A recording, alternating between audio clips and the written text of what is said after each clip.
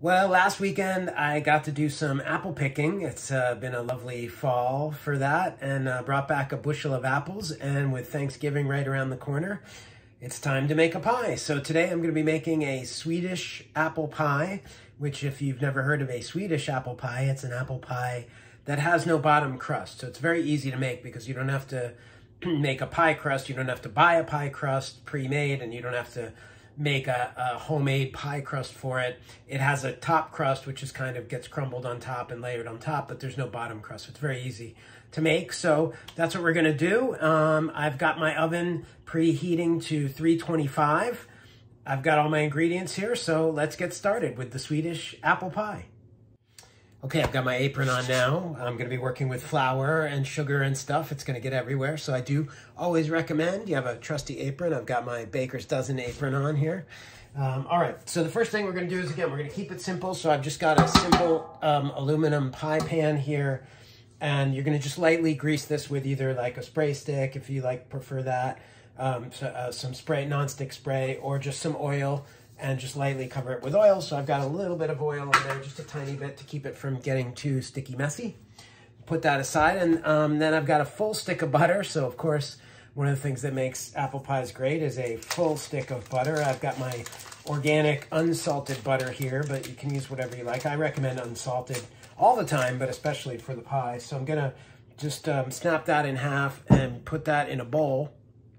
And I'm going to throw this in the microwave here and just melt this up. Put it for about a minute. And we'll get that good and melted, and then we'll put it aside. You want to make sure when you melt it that you cool it before you use it with the eggs, because if you pour the hot butter in with the eggs, you might scramble the eggs. You might cook the eggs with the hot butter. So you want to melt it and then let it cool. So while that's going and while that's cooling, we're going to get our apples over here. Okay, I'm just going to grab my apples. All right, I've got my apples here, and I've got an assortment. I don't even remember what they are because we literally went last weekend and picked these apples from a very cool apple picking place in Pennsylvania on our road trip to Pennsylvania last week. So there's a variety. I think there's a Honey Crisp, maybe. This might be an Empire or something. I don't know my apples real well, but you really want a mix. A mix of apples is good. So you can, you may have an apple you like. My butter's ready. You might have an apple you like to use, or you can do a little research on which apples to use. Fuji's good, I think. Honey Crisp is good.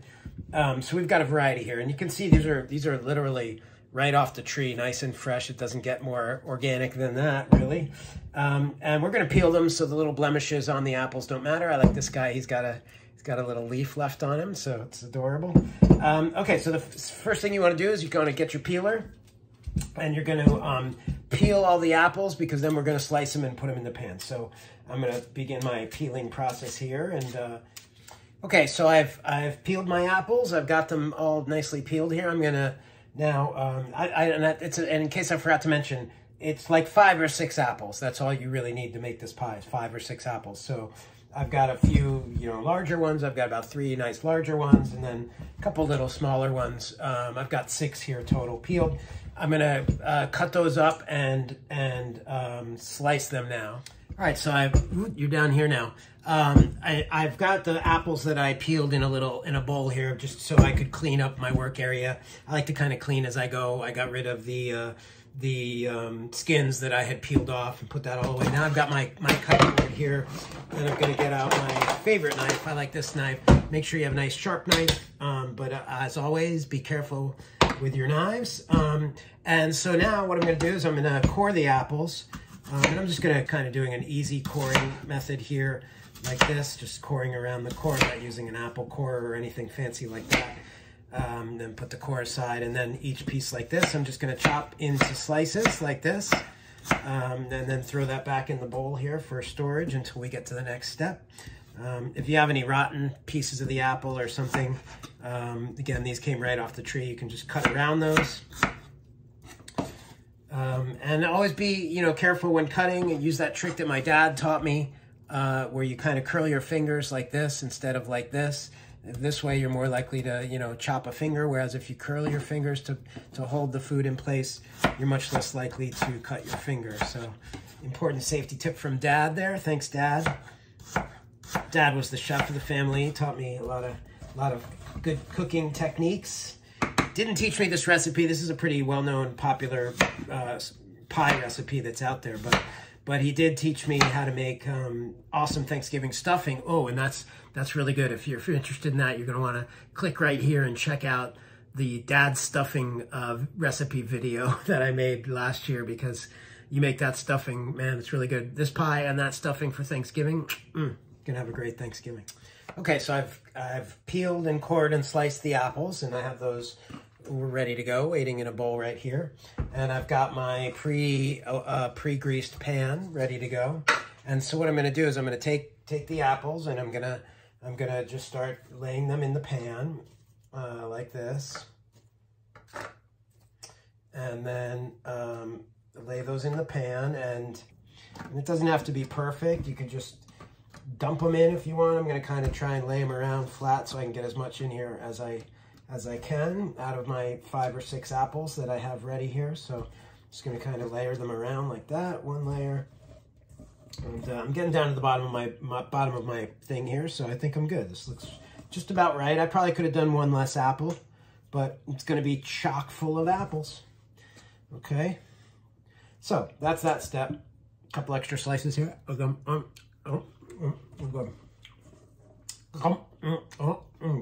All done. Okay.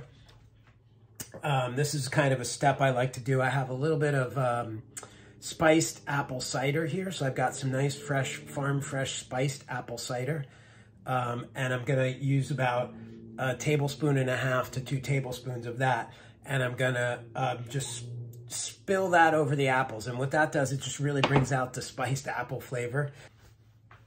All right, so as I said, so I've got my apples now all in my pan here. Little overfilled maybe, but that's okay. It's gonna be delicious. We're gonna put the crust right on top. It's gonna be all good. I have my spiced apple cider here. So this is spiced apple cider, farm fresh spiced apple cider. And not much, really not much, just a tablespoon or so, 1.5 tablespoons. So I'm gonna actually take a tablespoon like this, right from here, and I'm just gonna gently drizzle that over the apples like that. And maybe another almost tablespoon, but not a full tablespoon. You don't wanna get too much liquid in here, but I've got a lot of apples, so. And again, it's just gonna bring out a little bit of the flavor. And for me, I'm not using a lot of nutmeg or allspice or other spices other than the cinnamon. So this adds a nice little extra spices that are already kind of mixed in with the apple cider. So I do recommend that, it's cool. So now I'm gonna just put the cinnamon in, and that's the only spice I'm gonna add. I like mine really just sugar and cinnamon, pretty pure, except for, as I said, a little bit of spice from the apple cider. And so this is just gonna take a teaspoon of this cinnamon. Okay, and I'm just gonna sprinkle that all over the apples here like this. Okay, so there we go, boom. That's gonna make it nice and cinnamony. Okay, and there you go, and that step's done. So look at that, you have nice, beautiful cinnamon apples, cinnamon spiced apples ready to go for the next step. So I've got my gluten-free all-purpose baking flour. I'm gonna fill up a cup over my mixing bowl here so that I don't make a total mess. That's good. Again, it's not a game of perfection here, just close enough. There's my cup of flour. So I'm gonna dump that in there. I'm gonna do 3/4 of a cup of sugar. So I need my 3/4 cup here of the sugar. So 3/4 of a cup of my, I'm using organic cane sugar here, but you can use whatever you like. Oh, look at all that good sugar. Sugar and butter and flour. Can't go wrong. Okay, so my sugar goes in like that. Then where's my butter? Here's my melted butter from earlier that I melted. It's all nice and cool. So I can add that in there as well. The egg. So we have 1 egg here. Put my egg in. Crack that right in there. Okay. And then what are we missing? The salt, right? So a pinch of salt. And I am using unsalted butter, so I'll just add a little bit more salt to it. Salty it up. Okay, then I'm going to mix this up real good. And if you have a mixer, you can use a mixer to do this, or you can do it the good old-fashioned way by hand, like this.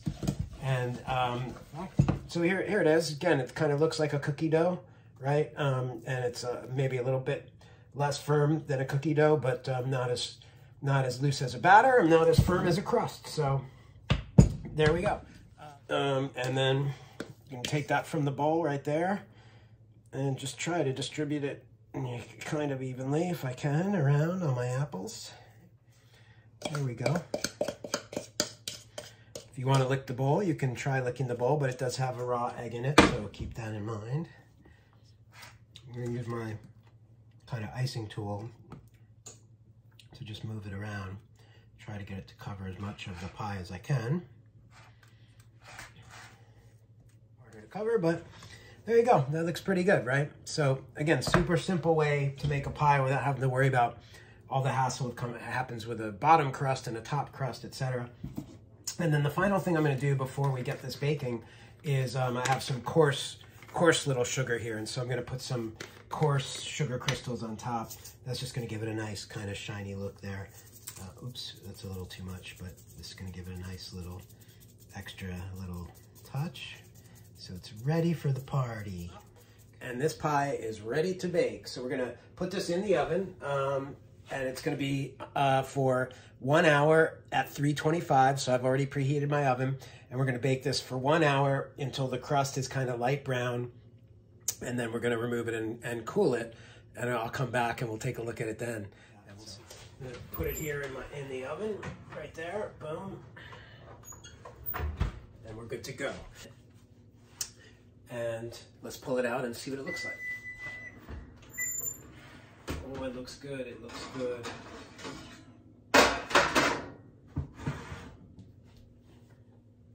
Oh, it looks very tasty. It looks very tasty. Bubbling nicely brown. Okay, let me turn off the oven. I think we're done. And there we go, our Swedish apple pie. Look how good that looks. Nice and brown and delicious, and all the apples are brown and the crust is brown and everything.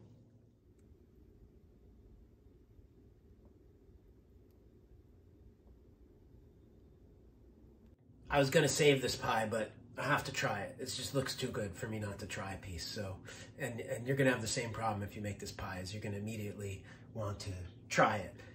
So make sure you can make a couple pies. I got enough apples for 2 more pies, so I can make another pie to bring to Thanksgiving. Oh, yeah. Look at that. I'm just going to dig in and see how it is.